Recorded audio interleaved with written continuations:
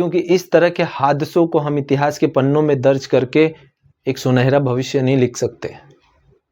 एक तरफ हम जहां बात कर रहे हैं कि हम हर चीज़ में अच्छा होते जा रहे हैं, हम टेक्नोलॉजी में अच्छा हो रहे हैं, हम पढ़ाई लिखाई में अच्छा हो रहे हैं, हम हर चीज़ में अच्छा हो रहे हैं, हम आत्मनिर्भर बन रहे हैं, फिर दोस्तों सवाल उठते हैं। अहमदाबाद में जो प्लेन क्रैश हुआ है जिसमें 242 लोग सवार थे, खबर आ रही है कि उनमें से किसी का बचना लगभग नामुमकिन है। उन सभी लोगों के लिए हमारी भावभीनी श्रद्धांजलि। लेकिन कुछ सवाल खड़े होते हैं कि जो विमान अहमदाबाद से सीधे लंदन को जा रहा था, जिसका बीच में कोई स्टॉपेज नहीं था। दोस्तों ये जो विमान हादसा हुआ है और जिस विमान का हादसा हुआ है, ये इसका ट्रैक रिकॉर्ड इतना अच्छा है कि इसके पीछे इसका कोई दुर्घटना नहीं हुआ है, कोई दुर्घटना का रिकॉर्ड नहीं है, इतना अच्छा ट्रैक रिकॉर्ड है। और दोस्तों हैरानी की बात यह है कि इस विमान में 2 इंजन लगे होते हैं। एक इंजन अगर फेल भी हो जाए तो दूसरा इंजन उसके सही स्थान पर उसको पहुंचाने के लिए पर्याप्त है। फिर भी ये विमान दुर्घटनाग्रस्त हो गया। कुछ एक्सपर्ट के हिसाब से ये संभावना जताई जा रही है कि गर्मियों के दिनों में जब गर्मी काफ़ी होती है तो हवा थोड़ी पतली हो जाती है और विमान को टेक ऑफ करने में दिक्कत आती है, विमान अपने आप को लिफ्ट नहीं कर पाता।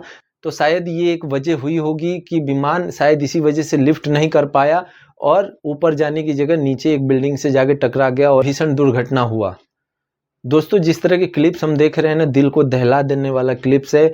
लोग विमानों में यात्रा करने से डरेंगे, इस तरह का क्लिप्स है ये। जिस विमान का कोई ट्रैक रिकॉर्ड ही नहीं रहा, इसका मतलब इन्हीं मौसमों में, गर्मियों के दिनों में इस विमान ने कई उड़ानें भरी होंगी और सुरक्षित लैंड किया होगा। तो फिर इस बार ही क्यों वो अपने आप को लिफ्ट नहीं कर पाया? ये कुछ ऐसे सवाल हैं जो जांच के बाद ही सामने आ पाएंगे और इसकी गहनता से जांच होनी चाहिए, क्योंकि 242 जो जिंदगियां गई हैं वो बहुत ही अनमोल जिंदगियां थी उनके परिवारों के लिए, जो कभी वापस नहीं आएंगी। एक तरफ हम जहां बात कर रहे हैं कि हम हर चीज़ में अच्छा होते जा रहे हैं, हम टेक्नोलॉजी में अच्छा हो रहे हैं, हम पढ़ाई लिखाई में अच्छा हो रहे हैं, हम हर चीज़ में अच्छा हो रहे हैं, हम आत्मनिर्भर बन रहे हैं, फिर दोस्तों सवाल उठते हैं। क्योंकि इस तरह के हादसों को हम इतिहास के पन्नों में दर्ज करके एक सुनहरा भविष्य नहीं लिख सकते। अगर हमको एक सुनहरा भविष्य चाहिए, हमको एक विकसित इंडिया चाहिए, तो हमको इस तरह के हादसों को रोकना होगा। और उम्मीद करते हैं कि इसकी गहनता से जांच होगी और इसकी जो भी वजह है सामने आएगी और उस पर काम किया जाएगा, ताकि भविष्य में दोबारा इस तरह की कोई घटना ना हो।